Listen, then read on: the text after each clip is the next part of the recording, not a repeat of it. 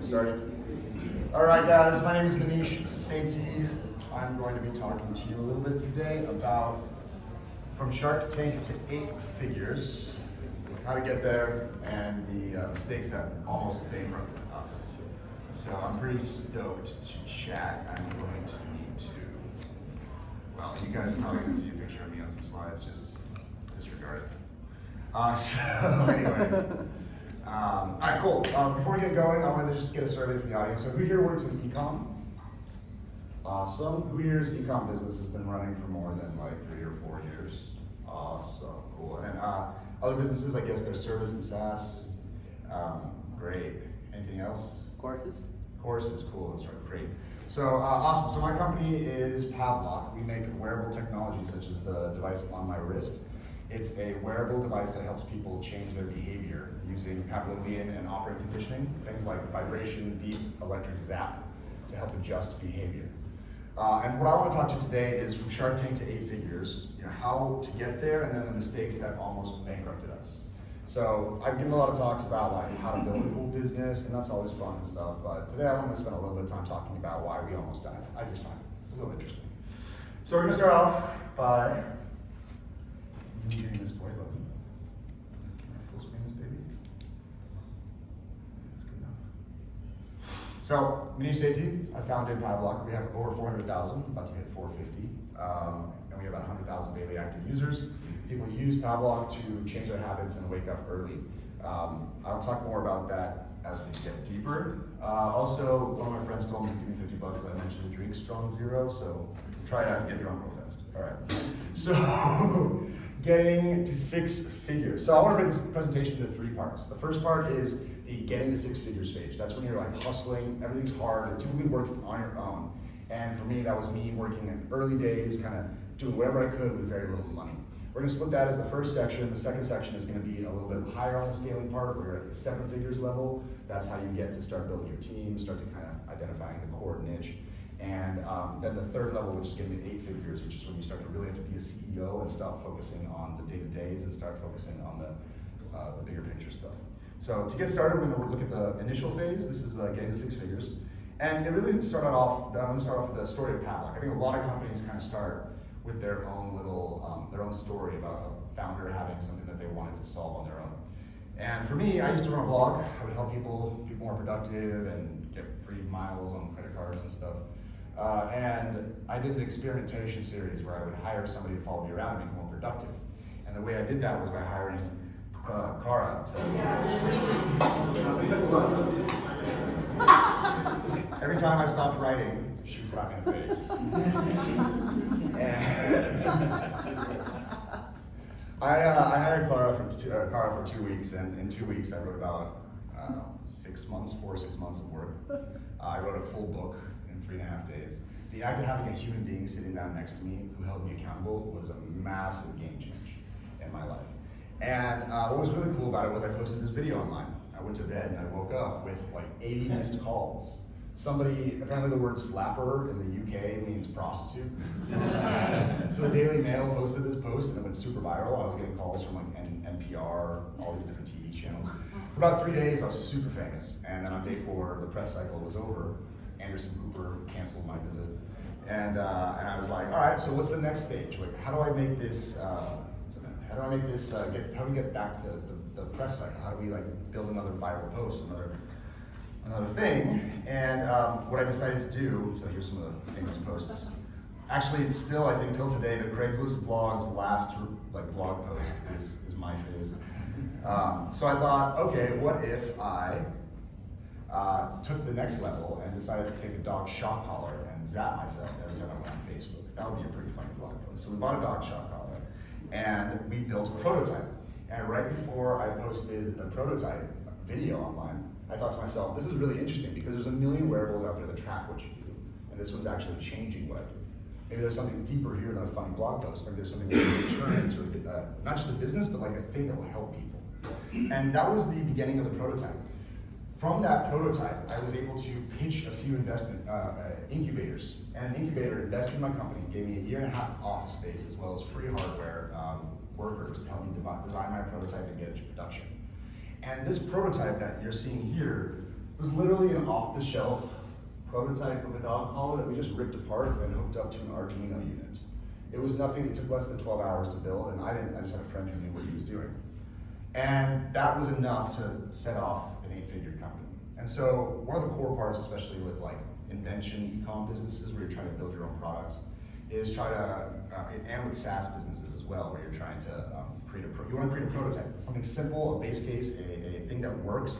And that point of that product is that it helps you get an understanding of the product and market, and it helps you approach partners and investors.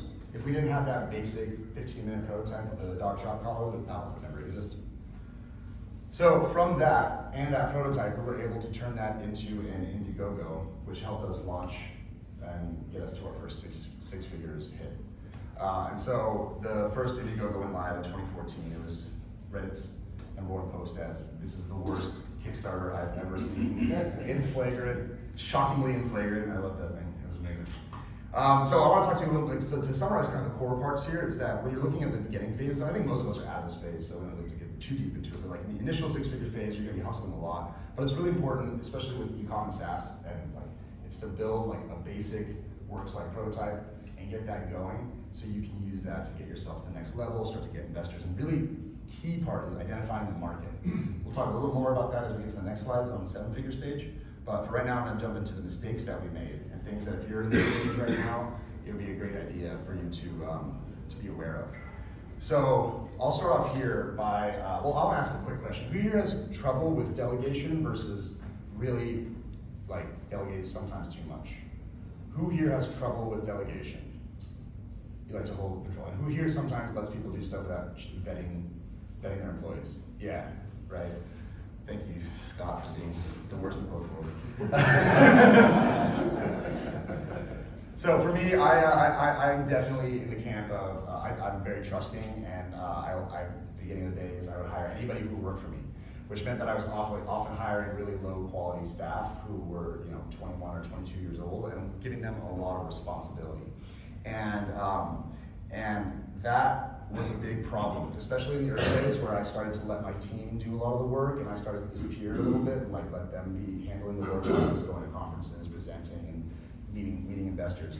Because you don't start to notice that these early stage people, B players hire C players. We all know that word, right? A players hire B players, B players hire C players. A players hire A players, and B players hire C players.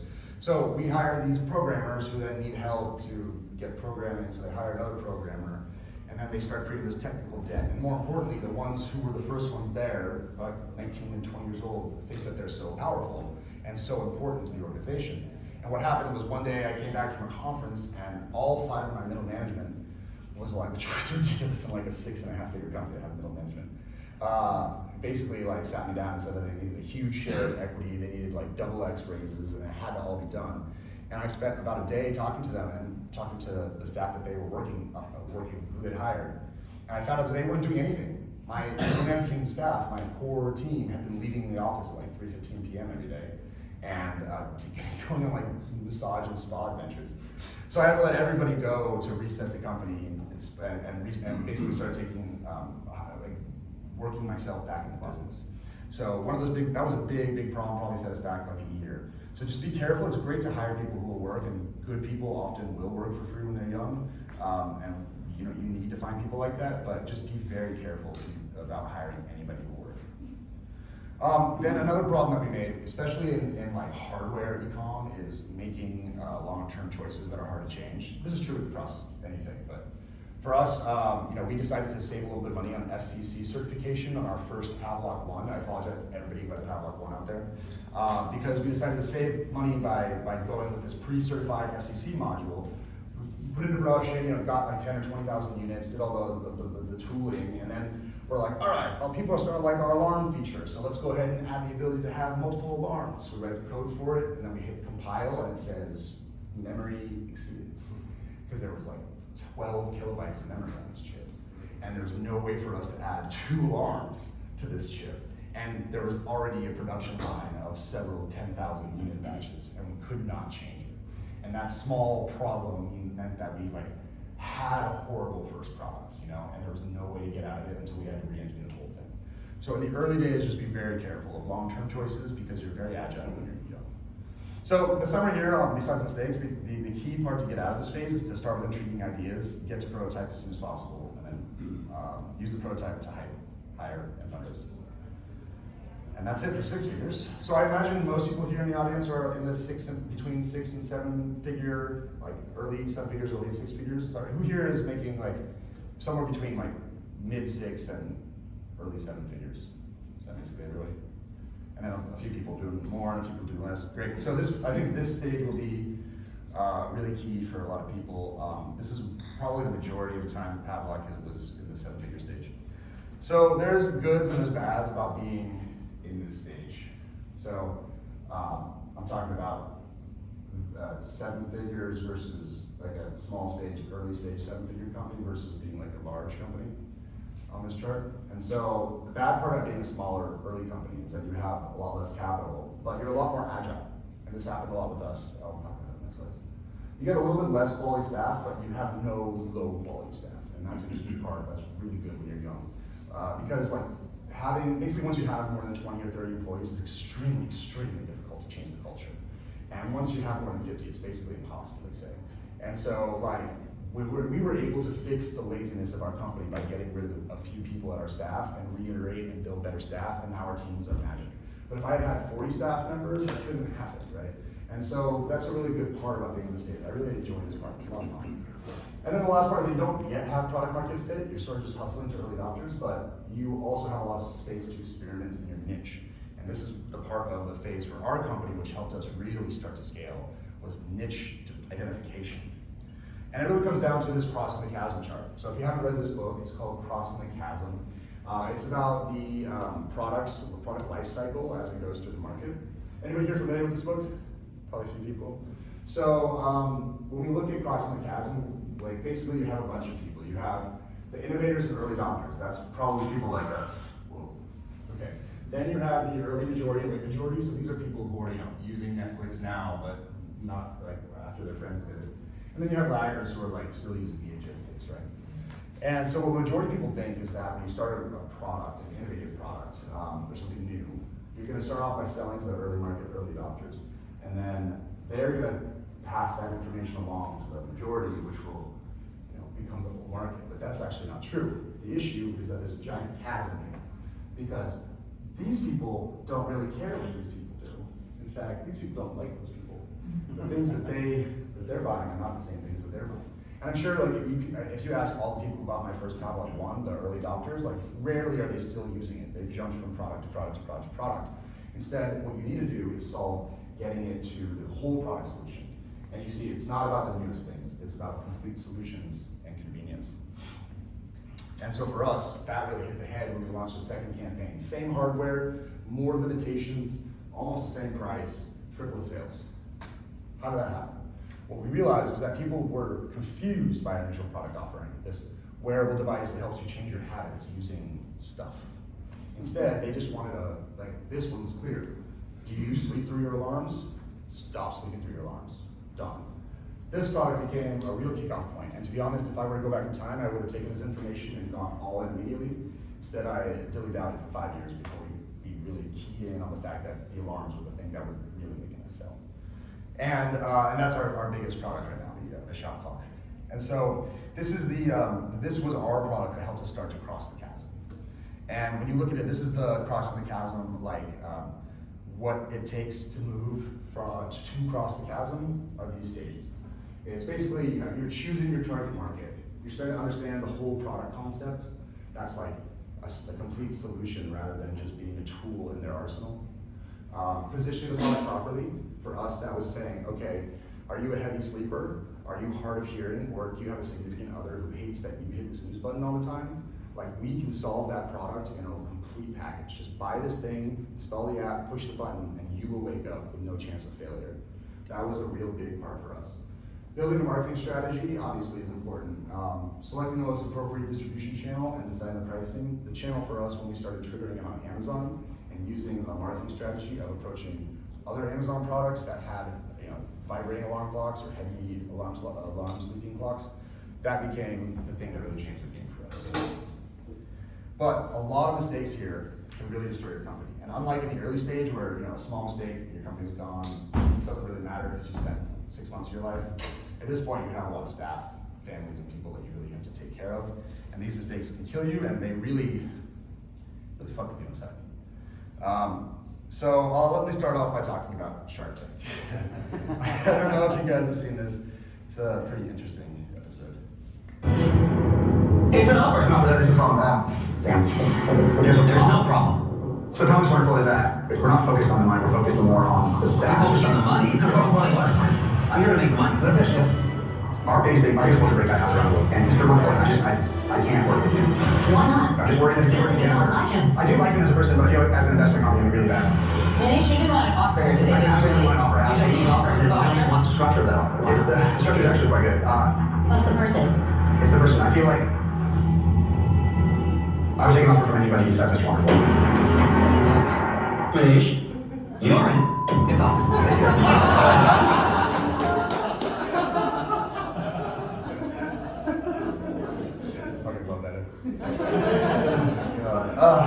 So one of the most viewed episodes of all time, season finale, season 7. So let me see what next slide is. Yeah, okay, impressive backfires. So let's start off with the Shark Tank thing. If I were to go back in time, anybody see that episode? Has anybody seen my Shark Tank? It's funny, because if you watch the whole episode, it's pretty crazy. Like, I think when I watched it, I thought it went great. And I was like, look, I made a pitch at a product. I got offered $500,000. I had a very clear reason why I wouldn't work with this guy. You know, he was on TV saying that 1 billion people making $1 a day is a good thing for humanity. He got Mr. Wonderful got very wealthy by defrauding Mattel on his first investment. He's not the kind of guy I want to work with at my company. Of course, they cut me explaining that for the show. When I watched the episode, I thought it was really clear. Like, I got offered $500,000. I turned it down. I left the tank. I was a baller. That was my thing. But it turns out that Prescott backfired because people who watch that show, half of the people who see it are like, yo, that seems reasonable. And the other half of the people are like, Mr. Wonderful said, fuck you, you're a loser, right?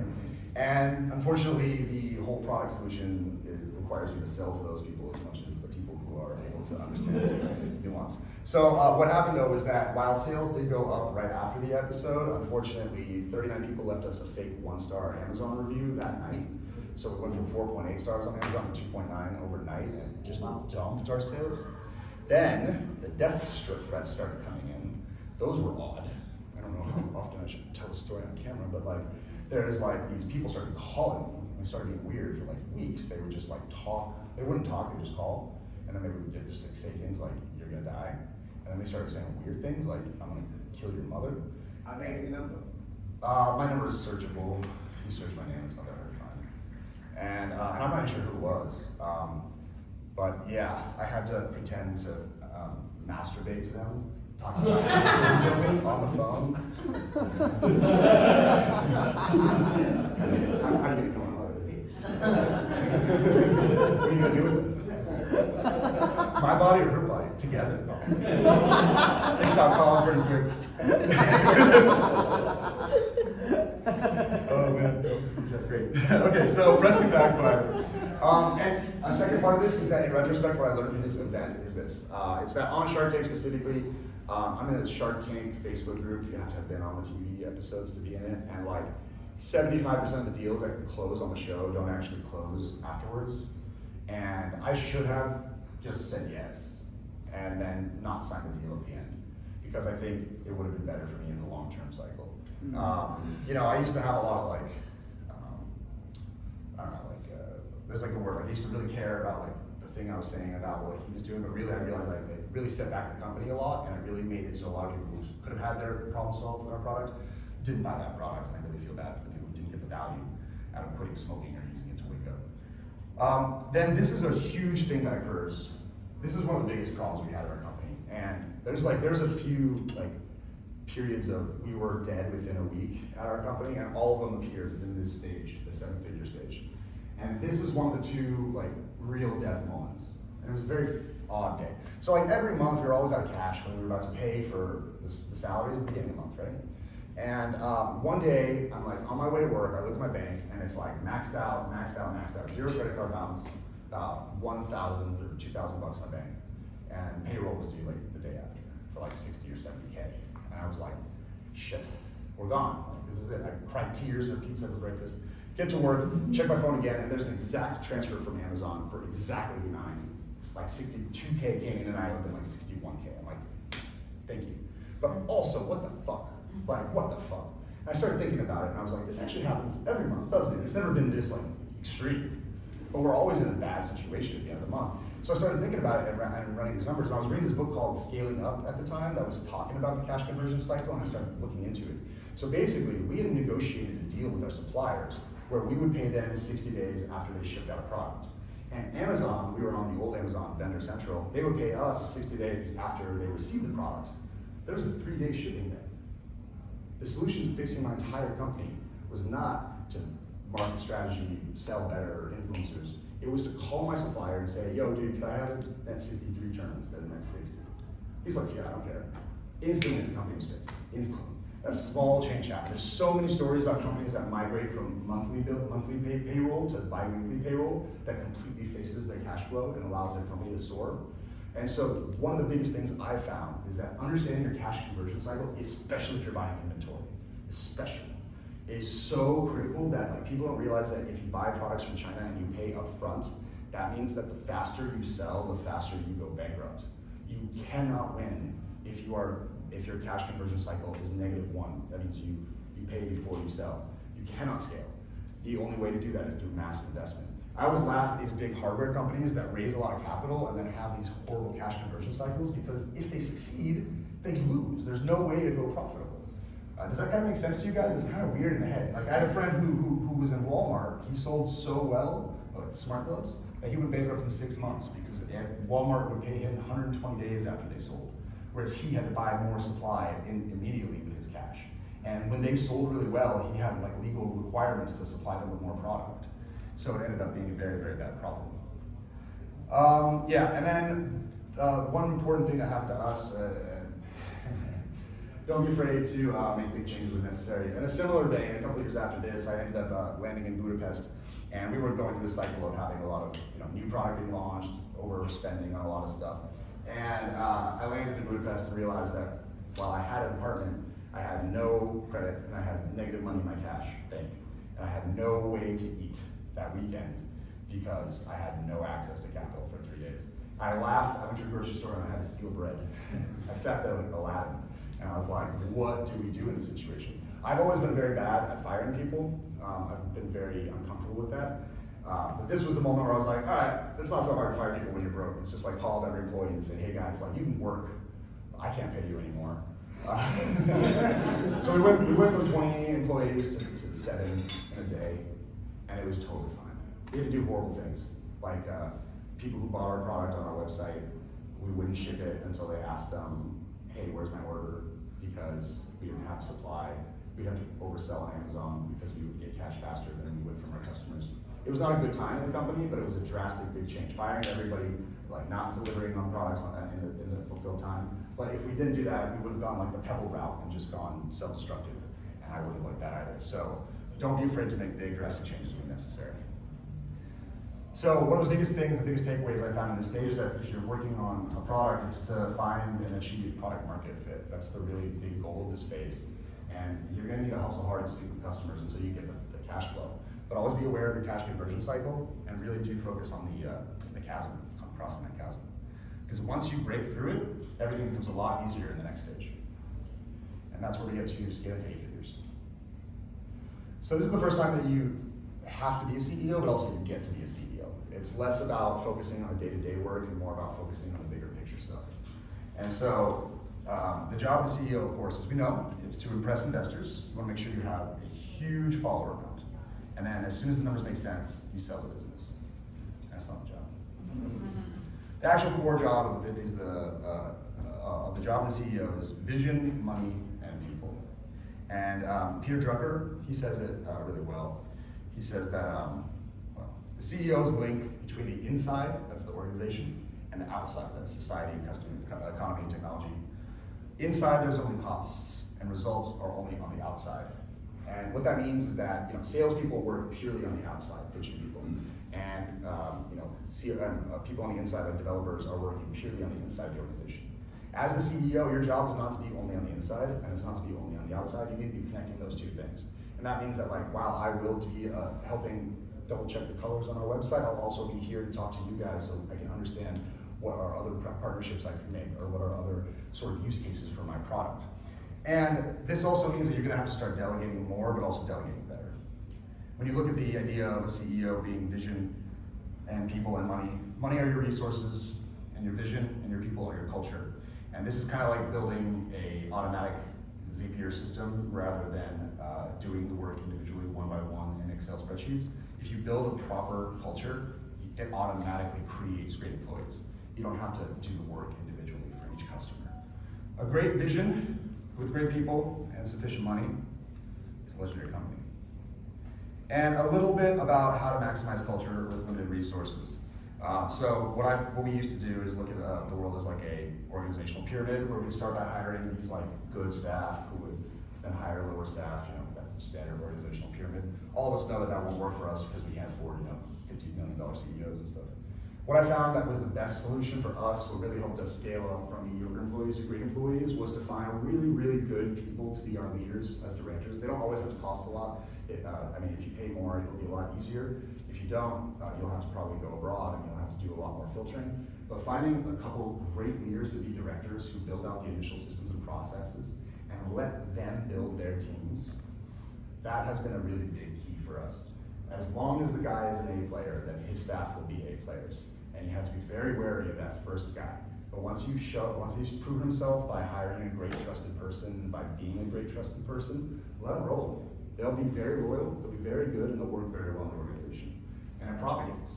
And so since, I don't know, I came to, I've always been in the company a little too much.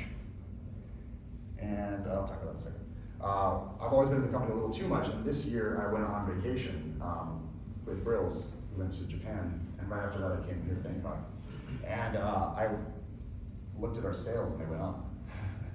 And I looked at our message from my head of marketing, and it was so funny how obvious that I was the problem. There was only one message from him on my first day of my vacation, and it said, "Hey man, do you mind if I enable the top bar for our new sales discount?" Totally standard message that I would take 2 days to reply to, right? Instead, 6 minutes later, he's like, "Oh, that's right, you're on vacation, I'll just do it." I had removed myself as the bottleneck and let a great person just do the work, right? And so by those means, the system happened on its own. So since then, I've been really stepping out of the business. I've been working like 1 to 2 hours a week on the business and on calls, but the majority of my time is not. I'm just kind of like letting it grow for right now while we build out our new products. We have a new Pavlok coming out, so that's when like I start to shine. A little bit about how we hire is around, there's a book called Who, W-H-O ? Honestly, it's really short, really good, you should just read it. It teaches you how to build a job scorecard. A job scorecard lets you kind of have it's not about the qualifications of the person, but it's more about the actual what they will do in the first 10 days, what they will do in the first 30 days, what they will do in the first 90 days, the responsibilities, the actions they'll create.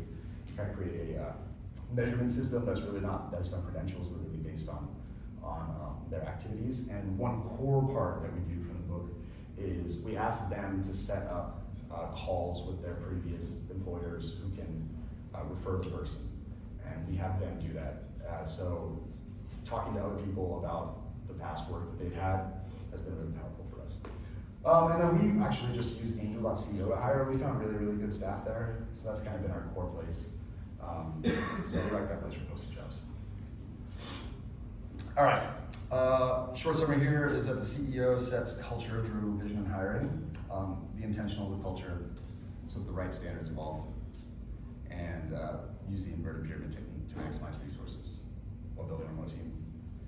And we haven't had any mistakes yet because we're pretty new here, so I'm sure I'll have some more to update in a few years. But until then, thank you, and I'd love to answer any questions, guys.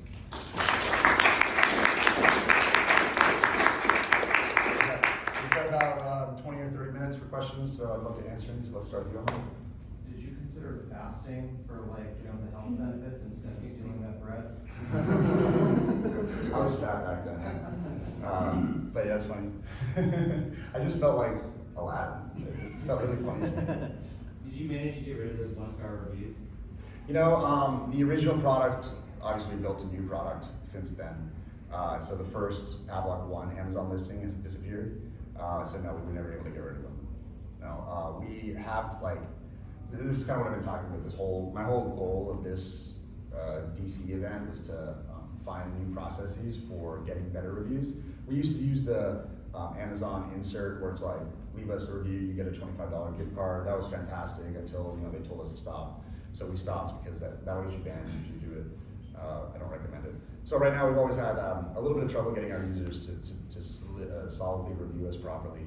And I don't have a great answer on how to make that happen. That's what I've learned a few techniques from a few people in the audience. And so I'll let you guys know next year how they go. Yeah. About the hiring. So did you set up the system yourself? You did the hiring yourself? Did you hire HRs at some time? Or those directors, like, they were doing the hiring themselves, or they assisted? How did that process work? The early days, I was trying to do the hiring. That's when we had terrible hires. Then in the last 5 years, I think maybe I've had 1 or 2 interviews of the 25 staff we've hired. So I have my team do it. I have my directors do it. I trust them a lot more to do it. And so I don't do the hiring anymore, although I do work with the hiring scorecard. So when we're setting up the role, I'll work with my head of if it's a software developer, I'll work with him, the head of programming. Or if I'm working on marketing, it's a marketing hire, I'll work with the head of the marketing guy. And we will then hire from, we'll create the job scorecard, the needs we have, everything we want, but then I'll have multiple different directors interview in a multi-stage sequence. So they all agree he's good for our culture and he's good as a quality person, but I usually just onboard them once they're in the system, unless they're expensive. Then I'll do a final one. Yeah. Did being on Shark Tank help for maybe recruitment or anything, like aside from traffic and maybe some sales? Was there like other effects, like a halo effect from being on? Like monetary wise, I mean, I get recognized every once in a while, which is really fun. I think that like it's a good pitch for some press and media. They sometimes like to remark about it. Podcasts love to tell a story, so it's very easy for us to get a feature on podcasts by telling that story. Reaching out to influencers, it's always the subject line of email. So there's these ancillary benefits that I think are somewhat valuable. I think if I could go back in time, I would have done it differently, but I wouldn't have not done it. Yeah. And I think that there are like, I don't know, I'm so curious about other television shows for like, is there any other entrepreneur-focused US-based TV show? I would love to do something like that. They always try and I always fail. I always want to do. Yeah. All right. How do you usually collect the feedback from the customers? Is it through email or do you set up calls with them to That's build the product? Great question, and I'm pretty proud of our system. So we're lucky in the sense of most of our users download the app, which means that we kind of have knowledge of their email and often their phone number, and we are able to message them. And what we do is we have a customer support team, and that's separate from our customer success team. So our customer success team is designed to make sure the customers who get our product succeed with the product, not just when there's a problem, but from day one. So we have a integration set up. When customers sign up for the app, they start getting texted from us, and by human being, it's automated, but once they reply, Dion's on the line. And so what we do is when there's any issues going on, they'll often get an automated intercom message. Like for example, one thing that's been really good for our getting rid of bad reviews is we have these ability to detect if there might be a battery issue or a zap issue in your product. The firmware can be noticing that the voltage is incorrectly adjusted. We used to just wait for them to ask support for a problem, but now we detect that in the app and we automatically push an intercom message that says, hey, we noticed you might be having an issue with your battery. Do you mind just, can we double check for something really quick? And when often we'll have them, we have a whole VIP support system, the same team handles it. Whenever there's an issue going on, they try to take them into the support Zoom call. So we'll do about 2 calls a day with different customers. That's been really powerful for getting rid of bad reviews before they happen, but even more so, getting knowledge from our real customers about kind of the products and the use cases that they're trying to use it for, and what's going right and what's going wrong. So I can't recommend having, I highly recommend having a success team that does something along those lines. Yeah. Yes. What's your split between your different sales channels? What's the spend split? Split between Yeah. sales and Amazon. Sure. So the big change between between 7 and 8 figures was the channels, and that was Amazon ads. So until Amazon, we were on Shopify. We actually were the Build a Business Shopify competitions back a decade ago, where we won the top Amazon seller for consumer electronics. They flew us to Necker Island. We got to hang out with Tim Ferriss and Richard Branson. We were purely Shopify from 2014 until 2018. And in 2018, there was this company that the founders and I weren't too friendly. And I went on Amazon and I searched my product. We'd been there, but listed, no ads. And they were outranking my product. I got so mad. I was like, anybody, how do I do Amazon ads? Or my friends did a phone call with me. We launched Amazon ads, and like within a month, it was 50% of our revenue. And within 3 years, it's now about 75 to 80% of our revenue. So Amazon is about 75 to 80, and then Shopify is like 20, and then the rest is a rapidly growing section of our recurring revenue. So now we sell Pavlok and Shot Clock as a monthly program where you can win money by hitting your healthy habits.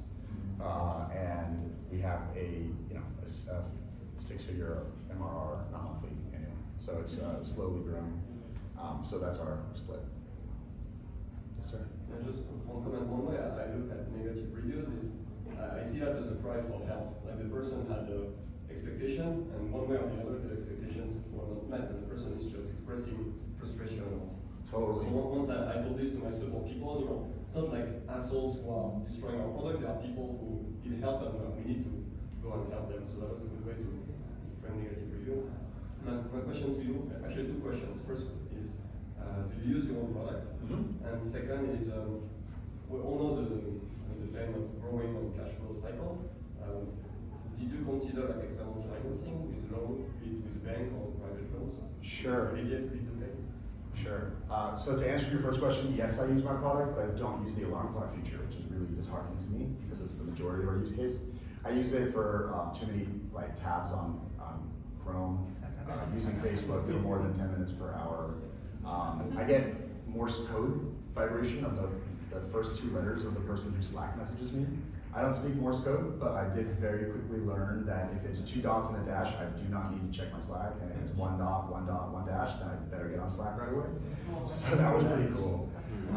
So I use my product for subconscious, I've been really dreaming of our product line, Sixth Sense, where we're able to receive subconscious knowledge based on information. It helps you orient both directionally and also through financial metrics. Like if you start to notice that a lot of cryptos are going up, then you might start to make a different change. And then like one I've been playing with that's been so fun is we hooked up one of our prototypes had a magnetometer, so you can detect which direction you were facing.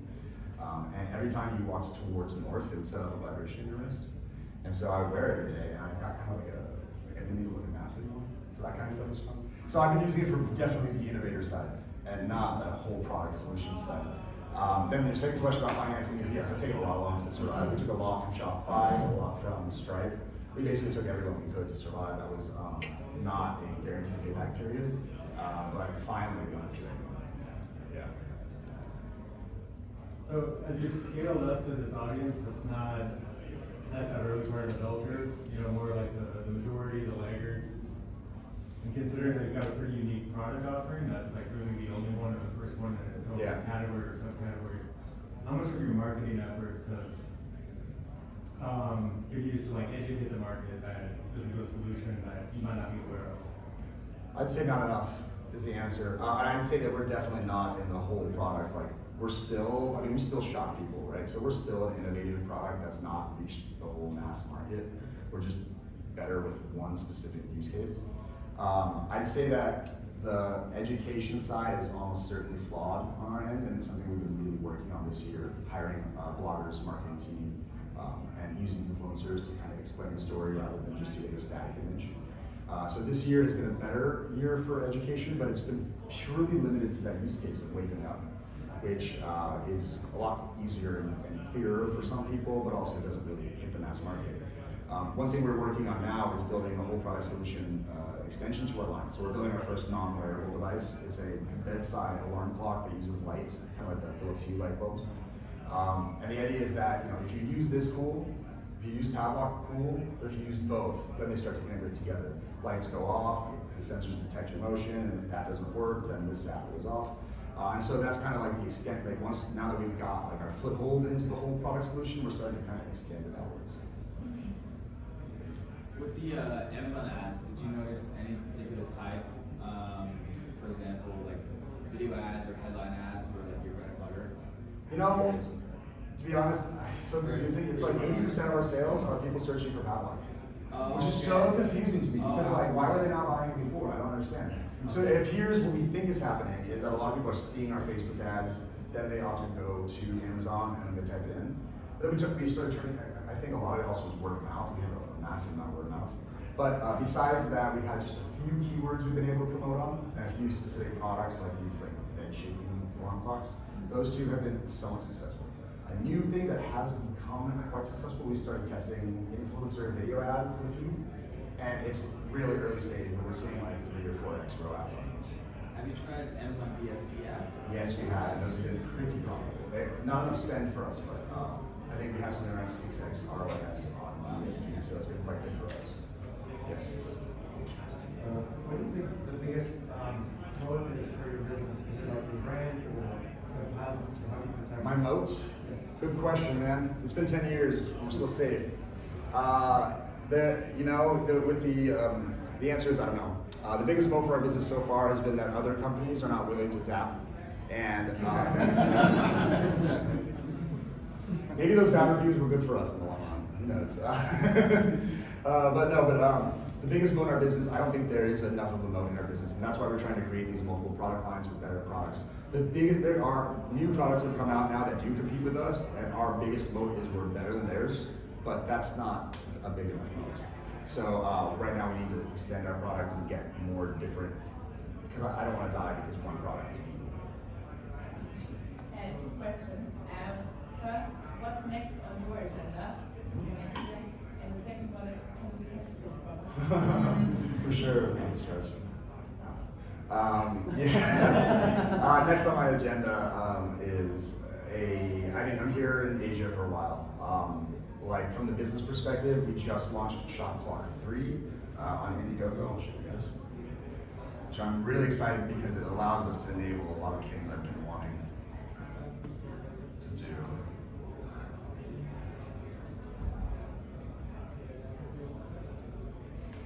So this is our first version of, and speaking of like ideas that stick, we thought, all right, V1 won't have a screen, we'll just put the screen into V2, and then it took us 10 years to get a screen. So this is our first alarm clock that has a screen on it. It looks kind of like a Pebble. I really missed the old Pebble black and white device that had a e-ink display. So we brought that back with a heart rate monitor. One of the coolest features I'm really excited about is our new feature called the perfect nap. I always want to like sleep for 20 minutes, but like if I set an alarm for 30 minutes, I haven't even fallen asleep yet. If I don't set an alarm, I sleep for 2 hours. So this one like lets you, because the heart rate, you can detect when you fall asleep. So now I want to fall asleep for 20 minutes sometime in the next 90 minutes. As soon as I fall asleep, the counter starts, so you get the perfect nap. So this product is now enabling us to do a lot more. So like to answer your question, we finally have a screen, we finally have physical feedback, we finally have a heart rate monitor. This makes our product able to have apps, have like the ability to have, my biggest excitement feature is that people won't need the app anymore. Like you could sell this to a old person, they can put it on their wrist, they can set an alarm with the buttons and live their life without having to register an account. So us getting this product out is our biggest next thing. We'll be shipping this in December after Black Friday, and then we will be promoting this all next year while we develop our next bedside alarm clock that I mentioned. Yeah.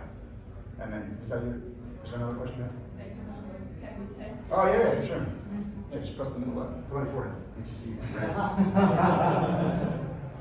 Gotcha. So this should be like a vibration. And then this will be a low zapping system. Yeah. Yeah, right. It's almost around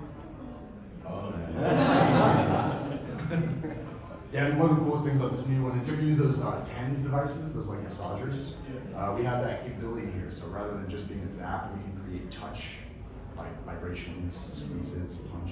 So I'm pretty stoked to be able to like send different signals that mean different things.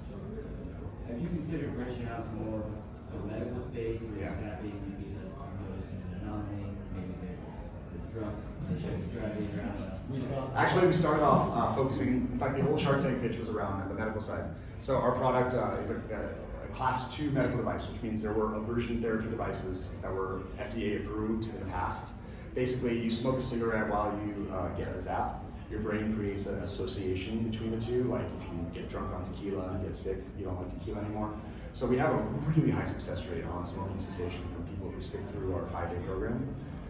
So we started going after the FDA route this year, and we spent like $60,000 on it, and we were not even 5% into the process. And that was not even to run a study. That was just to do the ISO certifications and stuff. And so I was like, we're not doing this now. So I dropped that. So I really, really would like to do that, but that's definitely something I'm going to fundraise for. Maybe sleep apnea as well? Yeah, sleep apnea is actually in the wrong angle and just after the turn. That's not medical. That's a great use case, and I really like that. Like if we could detect, I'm really still like I don't believe we have enough precision for driving, and I wouldn't want to put myself in that liability perspective. But for things like narcolepsy, that's a big use case of our product, and like this, people who have that idiopathic hypersoma, they love our product because it helps them wake up rapidly. So being able to kind of detect if you fall asleep is going to be a game changer for these people, so that it can help them get back to anytime between 9 and 5 p.m. If I fall asleep, just wake me up. It will be a really cool feature that we can. And we found that there's a lot you can do where you promote to like medical groups without it being a medical product. Like alarm clock for deaf and hard of hearing is totally cool. You don't need FDA certification for that. So in a similar way, you can do it with some of these disorders. So the negativity at the end of the first model, first version, that kind of stick around after you release the new version, or you just able to be like, hey, forget those people, we're branching out. Like, is there anything special to kind of get past it? 70% of the comments are still really negative, and it has nothing to do with the past. It's just the idea of shock. And we really like we spent 2 or 3 years trying to dissolve the word shock from our brand. We were calling it snap, all this other stuff. But then like shock clock was really clear. Like you either want it or you don't want it. Like I either want to be shocked awake or I don't. And so what we found is that we get like a 70% fail rate like on comments. But it used to be 70% fail with like no backup. Now our users will often reply to these people, be like, actually your concern is unfounded. It's like my favorite things is that you only get zapped like once or twice. It goes vibe, then beep, then zap. Your brain sleeps through it the first 2 times, but it wakes up to the zap. And then by day 3, the majority of users never get zapped again. They just know it's gonna happen. So like that, it's great to have customers reply to our negative comments for us on our Facebook and Instagram ads. So we haven't gotten past it by any means, but all we can do is just continue. And did you encourage them to reply, or did they just start doing it? No, what I do is because they logged into our app, I have passwords to all their Facebook accounts, so I pretend to be them. Yeah, I use a ChatGPT integration, so it's perfect. No, I never asked them. But yeah, they typically do it on their own. Do you have Aura Ring as well? I do. I like it a lot. Actually, I do. That's what I wanted to ask about, because the Garmin's, Auras, and all those wearable devices. I wanted to ask, what's the challenge of the innovation and accuracy? Because sometimes it doesn't track the map. Sometimes I go up and down, it says the activity is slow, so I want to hear from you. What are the challenges with this like 20-minute app accuracy, for example? Because you say you kind of time with the heartbeat. What are the issues when it sometimes misses out, it doesn't work? Yeah, so I don't know the answer exactly because we are very new in the heart rate process. So we can detect with about 2 to 3 minute accuracy if you fall asleep. Now, it's not medical grade, and I'm sure we'll miss some. But what happens is you basically detect if the heart rate is going in a sudden drop while there's very low motion. That correlates with the high likelihood of people falling asleep. That can be changed, for example, if, I don't know, if you just took a lot of caffeine, you might have a high heart rate when you fall asleep. Or if you just finished exercise and you pass out, it's not exactly the same. Right? So we'll never get perfect, and we're not trying to be like a medically perfect sleep device. We're trying to be a consumer-friendly device. So I don't know the answer to your question because we haven't yet released and gotten our user-iterated feedback on those specific use cases. But I would posit that like with my Aura experience, I would say that it's in the 85 to 95% success rate in my life, which I think is what I'm comfortable with for a consumer product. Also, we don't intend to be with the shock clock release, to be under risk at all times. So the nice thing is you just put it on when you go to bed, and you don't have to keep all wearables. And then we have an arm extension and also an Apple Watch clip. So you can attach it to your Apple Watch, or you can put it on your arm or ankle, so you don't have to wear it on your wrist. Right? So you can't sell it for stopping smoking because of FDA, is that We can right? sell it, we just can't say we're FDA cleared for it. Ah, okay. Yeah. Got it. Yeah, although I'm so curious, I went to CVS, you remember when fidget spinners were popular? I went to CVS and they were selling a fidget spinner and it says, treats ADHD and bipolarism. Did I just say that?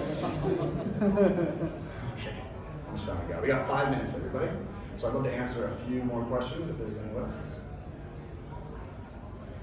All right, well then I shall release you into the world. Thank you very much for joining us.